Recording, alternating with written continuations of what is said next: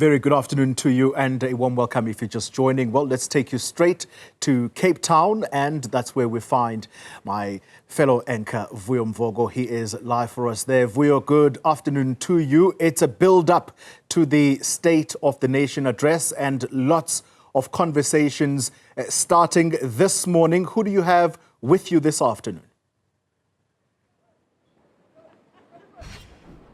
It's been an interesting one indeed, Solly, and I do have with me now the Communications Minister, Solly Malatsi. And I want to tease one or two issues with him before we let him go to get ready for that State of the Nation address at 7 o'clock.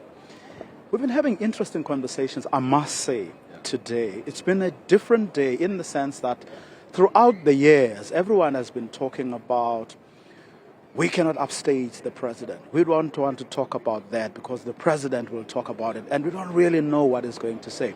But throughout the day, both ANC and DA ministers have actually been willing and prepared to come forward and share some of what they believe will go into the State of the Nation. From the discussions you had at the cabinet Lekgotla, the cabinet meeting the day before, what for you are the areas you reckon the president will definitely be touching on today? And I think that is grounded, and first of all, thanks for the opportunity. I think it's grounded by the fact that there's been a build-up of engagements, one on the discussions on the medium-term policy statement, and also the president reached out to all ministries asking for input towards the State of the Nation address. But there is a recognition that this government was grounded on the statement of intent, which had three clear ambitions: inclusive growth and job creation, building an ethical and capable state, and fighting the high cost of living. So those will find expression in the State of the Nation address in different ways. And we're looking at ways where the president can express this administration's commitment to driving the infrastructural investment that will drive job creation that our economy needs, and also spare the kind of job creations that will uplift people out of poverty. The high cost of living has been a major source of concern, since even leading up into COVID, but more so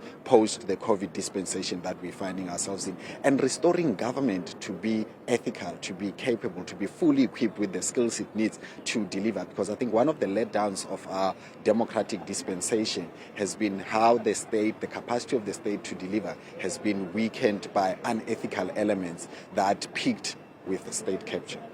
Broadly speaking, everyone agrees.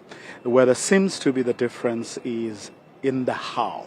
Yeah. And I wanted to take one or two areas that are within your purview that you reckon the president will be speaking to today, and not just about broadly touching on them, but what specifically he's going to get to and what it is that he would want to achieve by whatever decisions that you may have taken. Yeah, the administration has identified digital transformation as one of the priorities, and that relates to the work that I do in my ministry and in the department. We want to get South Africa to 100% internet connectivity. We currently have 23.7 million South Africans that don't have access to the internet. Those are mostly black South Africans in rural areas, in mining towns, in informal settlements, and we want, as we have expressed to the president, to see the presidency leading with allocation of resources, mobilizing the whole of the state to also get government services online, so that we can also empower learners to access education online, and also drive commercial activity online, e-banking and government services. One of the things that are really disappointing currently about our digital activity in South Africa is that more than 50% of internet use in South Africa is based on social media. Right? And we want to state in the direction of economic outcomes in digital entrepreneurship, empowering learners as early as possible at school foundation phase with the digital skills that prepares them to pursue careers in the digital economy.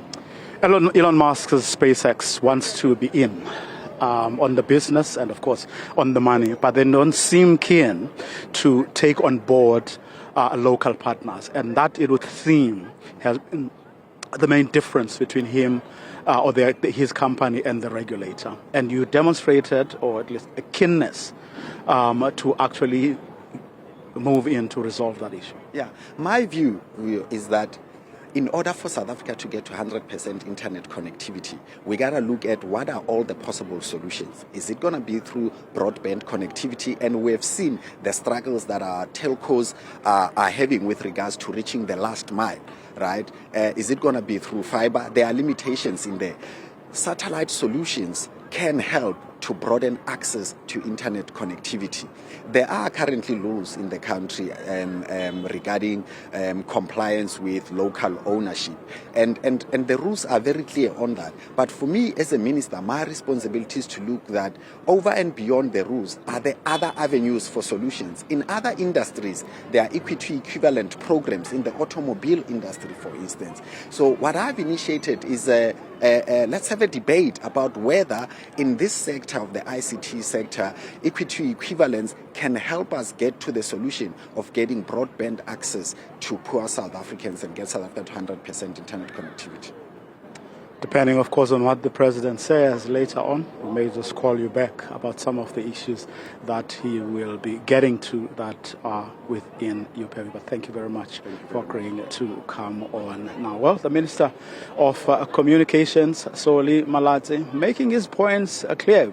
And I thought it was actually an appropriate conversation to have, certainly the latter point about Elon Musk's SpaceX, given the fact that Donald Trump, whom Elon Musk advises, has a keen interest in the country these days.